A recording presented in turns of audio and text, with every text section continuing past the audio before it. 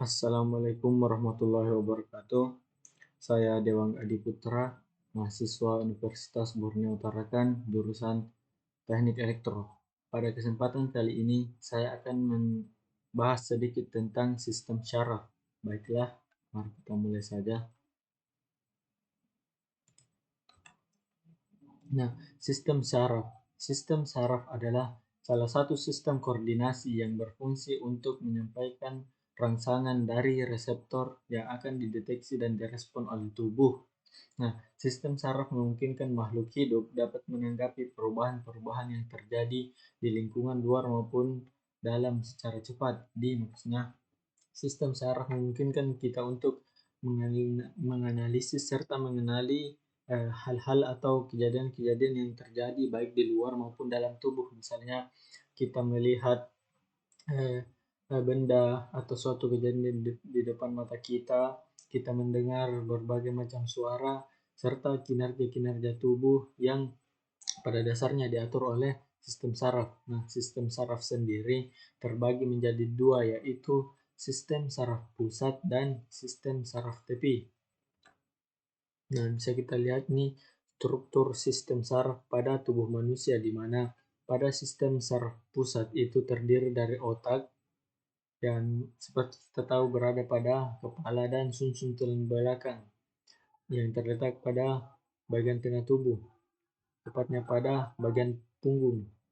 Yang kemudian ada sistem saraf tepi yang tersebar di seluruh tubuh yang akan mengatur berbagai organ serta otot-otot pada tubuh kita. Sumsum tulang belakang serta jaringan sistem saraf tepi. Nah, sistem saraf terdiri dari jutaan sel saraf yang sering disebut dengan neuron yang berfungsi dalam mengirimkan pesan atau impuls yang berupa rangsangan atau tanggapan. Untuk menanggapi rangsangan tersebut ada 3 komponen yang mutlak dimiliki oleh sistem saraf, yaitu reseptor, penghantar impuls, dan efektor. Nah, reseptor sendiri adalah sel yang memberikan respon terhadap rangsangan terhadap lingkungan eksternal yang berada di luar tubuh kita maupun internal atau yang berada dalam tubuh kita. Kemudian reseptor akan mengubah rangsangan yang diterima menjadi suatu impuls atau pesan saraf yang akan diteruskan melalui neuron atau sel-sel saraf. Pada tubuh kita yang bertindak sebagai reseptor adalah indera. Nah, jadi contoh reseptor pada tubuh kita itu seperti mata, hidung, lidah, dan telinga, yang dimana akan mengambil data berupa cahaya, bau, suara, dan lain-lain, kemudian diteruskan ke otak yang kemudian diproses, diolah sehingga dapat dikenali bahwasanya oh ini benda anu, oh ini suara anu, dan sebagainya.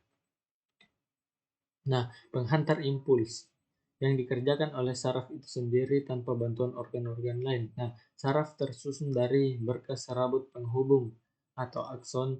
Pada serabut penghubung terdapat sel-sel khusus yang memanjang dan meluas. Nah, penghantar impuls ini berfungsi untuk mengantarkan impuls atau pesan dari sensor reseptor tadi yang berupa indera ke sistem jaringan saraf yang nantinya akan diolah. Nah, efektor adalah sel atau organ yang digunakan untuk bereaksi terhadap rangsangan baik dari dalam maupun luar tubuh. Dapat diartikan sebagai bagian yang menanggapi rangsangan yang telah diantarkan oleh penghantar impuls. Bagian utama efektor pada manusia adalah otot dan kelenjar. Nah, jadi misalnya data yang telah dikirimkan dari reseptor kemudian diantarkan oleh penghantar impuls. Kemudian efektor ini yang akan bekerja sebagai penanggap dari informasi tersebut. Misalnya kita melihat sebuah buku di meja. Nah, kemudian efektor atau otot kita akan bergerak untuk mengambil buku tersebut sesuai dengan kehendak kita. Nah, adapun struktur dari neuron atau sel saraf yaitu dendrit. Bisa kita lihat sel-sel cabang-cabang pada sel, kemudian ada B, badan sel. Kita lihat badan sel, inti sel yang berbentuk seperti bulat yang berada di tengah-tengah badan sel, kemudian ada akson dan selubung milenin. Ini akson yang diselubungi bagian dalamnya yang seperti ekor, kemudian nodus renvier menunjukkan arah berjalannya rangsangan.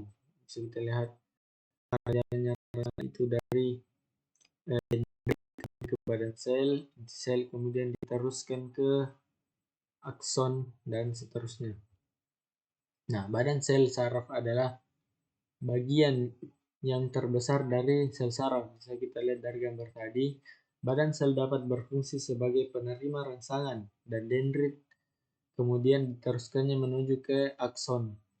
Pada badan sel, sel saraf terdapat inti sel, sitoplasma, mitokondria, sentrosom, badan Golgi, lisosom, dan badan misel. Nah, kemudian dendrit sendiri merupakan serabut sel saraf pendek. Bisa kita lihat dari gambar tadi, pada ujung-ujung tiap sel saraf itu ada serabut-serabut pendek yang bercabang-cabang dan perluasan dari yang merupakan perluasan dari badan sel. Nah, dendrit memiliki fungsi sebagai penerima dan penghantar rangsangan ke badan sel. Dendrit mengandung badan misel dan organel. Pada umumnya, neuron terdiri dari beberapa dendrit. Dendrit tidak mengandung selubung milen maupun neurolema. Nah, akson dikenal sebagai neurit. Neurit merupakan serabut sel saraf yang panjang dan merupakan penjurahan dari sitoplasma pada badan sel. Nah, benang-benang halus yang terdapat dalam neurit dikenal sebagai neurofibril yang dibungkus oleh beberapa lapis selaput mielin yang banyak mengandung zat lemak dan dapat mempercepat jalannya rangsangan. Nah, selaput mielin tersebut dibungkus oleh sel-sel Schwann yang dapat membentuk suatu jaringan yang kemudian menyediakan makanan untuk neurit dan juga membantu pembentukan neurit. Lapisan mielin sebelah luar disebut neurema yang melindungi akson dari resiko kerusakan. Nah, bagian dendrit ada yang tidak terbungkus oleh lapisan mielin seperti kita lihat pada gambar tadi, ada semacam rongga pada dendrit. Nah, itu tandanya dia tidak dibungkus oleh selaput mielin. Nah, dapat disebutkan dengan nodus renvier yang berfungsi sebagai mempercepat jalannya rangsangan. Dendrit dan akson bergabung dalam satu selubung. Yang bisa kita lihat akson tadi diselubungi serta menyatu atau bersambung dengan dendrit membentuk urat saraf, sedangkan badan sel saraf berkumpul membentuk ganglion atau simpul saraf. Nah, berdasarkan struktur dan fungsinya, sel saraf dibagi menjadi yang pertama yaitu sel saraf sensori. Nah, sel saraf sensori merupakan neuron yang badan selnya bergerombol membentuk ganglia. Nah, aksonnya pendek tetapi dendritnya panjang. Neuron sensorik berhubungan dengan alat indera untuk menerima rangsangan. Fungsi sel saraf sensori sebagai penghantar impuls dari reseptor ke sistem saraf pusat yaitu otak dan sumsum tulang belakang. Nah, ujung akson dari saraf sensori berhubung dengan saraf asosiasi. Jadi, sistem pada sel saraf sensori itu berfungsi untuk meneruskan informasi atau impuls dari reseptor menuju ke sistem saraf pusat yaitu otak dan sumsum tulang belakang yang kemudian akan diolah lebih lanjut untuk dapat sehingga kita dapat menentukan tindakan atau tanggapan dari apa yang kita peroleh dari reseptor kita. Kemudian ada sistem saraf motorik. Sistem saraf motorik merupakan neuron yang memiliki dendrit yang pendek dan akson yang panjang. Nah, dendrit tadi berhubungan dengan akson lain, sedangkan akson berhubungan dengan efektor yang berupa otot atau kelenjar. Fungsi sel saraf motor sebagai pengirim impuls dari sistem saraf pusat ke otot atau kelenjar yang hasilnya berupa tanggapan dari tubuh terhadap rangsangan. Badan sel saraf motor berada di sistem saraf pusat. Dendritnya sangat pendek berhubungan dengan akson saraf asosiasi, sedangkan aksonnya dapat sangat panjang. Jadi, pada sel saraf motorik ini terhubung dari sel saraf pusat, kemudian ujung lainnya itu terhubung pada otot-otot kita. Jadi, informasi yang telah diolah tadi kemudian akan diteruskan ke sel saraf motorik. Nah, di mana sel saraf motorik ini akan menggerakkan otot-otot sesuai dengan kemauan kita, yang alhasil merupakan tanggapan dari uh, input, input yang kita terima, baik berupa misalnya penglihatan, pendengaran, dan lain-lain. Nah, sistem saraf motorik inilah yang akan mengeksekusi tindakan atau tanggapan dari apa yang akan kita lakukan. Nah, sel saraf intermedian. Sel saraf intermedian disebut juga sel saraf asosiasi. Nah, sel ini dapat ditemukan di dalam sistem saraf pusat dan berfungsi menghubungkan sel saraf motor dengan sel saraf sensori atau berhubungan dengan sel saraf lainnya yang ada dalam sistem saraf pusat. Nah, sel saraf intermediate menerima impuls dari reseptor sensori atau sel saraf asosiasi lainnya. Jadi, sel saraf intermediate ini atau neuron konektor ini berfungsi sebagai penghubung, atau bisa kita umpamakan sebagai kabel yang menghubungkan antara sensor dengan aktuatornya atau penggeraknya. Nah, adapun fungsi dari sistem saraf, yaitu sistem saraf mempunyai beberapa fungsi, diantaranya yaitu sebagai berikut. Nah, menerima berbagai sensasi dari dalam dan luar tubuh, bereaksi pada sensasi tersebut,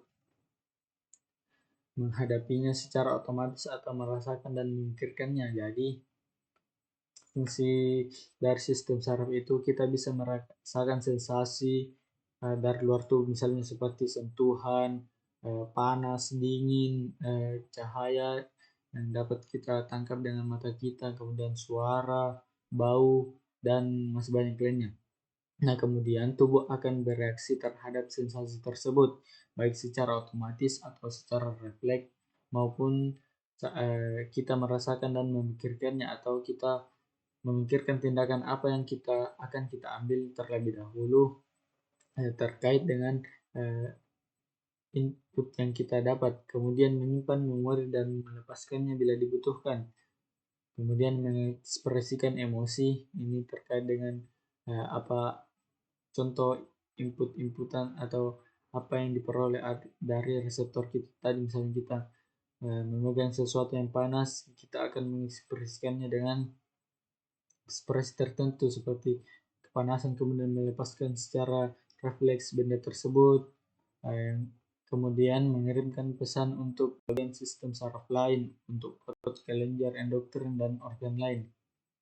Fungsi sistem saraf lainnya itu mengirimkan pesan dari sistem saraf lain ke otot atau kelenjar endokrin dan dengan lainnya. Misalnya pesan untuk sistem pencernaan atau kelenjar-kelenjar tubuh kita untuk mengolah makanan atau nutrisi yang kita peroleh, namun proses ini kita lakukan secara tidak sadar. Jadi sistem saraf memiliki memorinya sendiri, di mana dia akan menyimpan data tentang apa yang harus dia kerjakan dan dilakukan secara otomatis. Kemudian mengontrol tubuh dengan mempertahankan kesehatan, menghindari atau menghadapi bahaya, dan meningkatkan aktivitas yang menyenangkan. Jadi, sistem saraf itu sangat berperan penting bagi dalam kehidupan kita, karena dia yang akan membantu kita dalam mempertahankan kesehatan, menghindari atau menghadapi suatu bahaya, dan meningkatkan aktivitas yang menyenangkan. Maksudnya itu membantu kita dalam merasakan berbagai perasaan, sehingga mendorong kita untuk melakukan aktivitas-aktivitas yang menyenangkan. Nah, sistem saraf pusat yang terdiri dari otak atau ensefalon dan sumsum tulang belakang atau medula spinalis. Keduanya merupakan organ yang sangat lunak. dengan fungsi yang sangat penting, maka perlu perlindungan dari rangka. Jadi seperti yang kita tahu, otak dilindungi oleh tengkorak yang keras agar tidak terjadi hal-hal yang tidak diinginkan karena otak sendiri merupakan organ yang lunak. Begitu pula dengan tulang belakang, sumsum tulang belakang yang dibungkus oleh tulang belakang kita sehingga aman. Nah, otak. Otak terdiri dari dua belahan. Seperti kita tahu pada contoh-contoh gambar otak itu terdiri dari otak kiri dan otak kanan. Nah, belahan kiri mengendalikan tubuh bagian kanan. Belahan kanan mengendalikan bagian tubuh kiri. Jadi, sistem pengendalian dari otak itu menyilang. Jadi, otak kanan mengendalikan bagian tubuh kiri, sedangkan otak kiri mengendalikan bagian tubuh kanan yang mempunyai permukaan yang berlipat-lipat untuk memperluas permukaan sehingga dapat ditempati oleh banyak syaraf. Otak juga sebagai pusat penglihatan, pendengaran, kecerdasan, ingatan, serta kesadaran dan kemauan. Jadi seperti yang kita tahu bahwa penglihatan, pendengaran, penciuman, kesadaran, ingatan dan lain-lain itu semuanya diatur di otak. Semua proses terjadinya tersebut itu berada pada otak. Nah, bagian dalamnya berwarna putih, berisi serabut saraf yang tak terhitung jumlahnya. Kemudian bagian luarnya berwarna kelabu, berisi banyak badan sel saraf. Otak sendiri terbagi menjadi 3 bagian. Nah, sumsum tulang belakang. Pada penampang melintang sumsum tulang belakang tampak bagian luar berwarna putih, sedangkan bagian dalam berbentuk seperti kupu-kupu dan berwarna kelabu. Pada penantang melintang sumsum tulang belakang ada bagian seperti sayap yang terbagi atas sayap atas yang disebut tanduk dorsal dan sayap bawah disebut tanduk ventral. Impuls sensori dan reseptor diantar masuk ke sumsum tulang belakang melalui tanduk tersebut, dan impuls motor keluar dari sumsum tulang belakang melalui tanduk ventral menuju efektor. Nah, pada tanduk dorsal terdapat badan sel saraf penghubung, ya, atau yang sudah kita bahas tadi, yaitu asosiasi konektor yang akan menerima impuls dari sel saraf sensori dan akan menghantarkannya ke sel saraf motor. Nah, kemudian sistem saraf tepi. Sistem saraf tepi atau sistem saraf perifer adalah saraf-saraf yang berada di luar sistem saraf pusat, yaitu selain otak dan sumsum tulang belakang. Nah, sistem saraf tepi ini merupakan saraf yang menyebar pada seluruh tubuh. Nah, bisa kita lihat pada contoh gambar tadi, selain otak dan sumsum tulang belakang ada sangat banyak urat atau sel saraf yang menyebar di tubuh kita nah itulah yang dimaksud dengan sistem saraf tepi. Kemudian melayani atau memiliki tugas-tugas untuk tertentu seperti pada kulit, persendian otot, kelenjar, saluran darah dan lain-lain. Jadi masing-masing sistem saraf itu memiliki perannya masing-masing pada bagian organ, kelenjar dan lain-lainnya. Tidak seperti sistem saraf pusat, sistem saraf tepi tidak dilindungi tulang karena hanya terbungkus oleh daging. Sistem saraf tepi disusun oleh saraf otak, saraf karena yaitu saraf-saraf yang keluar dari otak, dan saraf sumsum tulang belakang, yaitu saraf yang keluar dari sumsum tulang belakang. Nah, adapun gerak sadar, yaitu gerakan yang biasa, adalah gerakan yang terjadi karena disengaja atau disadari. Misalnya contoh kita menggerakkan tangan sesuai keinginan, ini merupakan contoh dari gerak sadar. Impuls yang menyebabkan gerak ini disampaikan melalui jalan yang panjang, yaitu dari reseptor ke saraf sensori, kemudian dibawa ke otak, untuk selanjutnya diolah oleh otak, kemudian hasil olahan oleh otak berupa tanggapan dibawa oleh sel saraf motor sebagai perintah yang harus dilaksanakan oleh otot kita. Nah, itulah proses bagaimana gerakan sadar, bagaimana kita mengontrol tubuh kita untuk melakukan aktivitas terjadi.